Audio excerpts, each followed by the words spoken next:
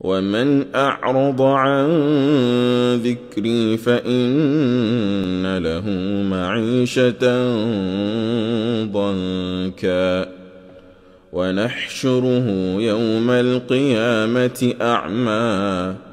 قال رب لم حشرتني أعمى وقد كنت بصيرا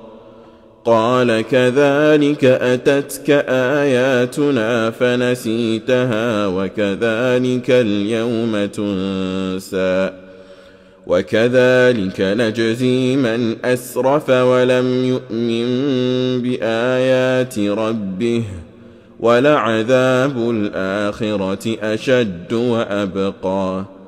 أفلم يهد لهم كم أهلكنا قبلهم من القرون يمشون في مساكنهم إن في ذلك لآيات لأولي النهى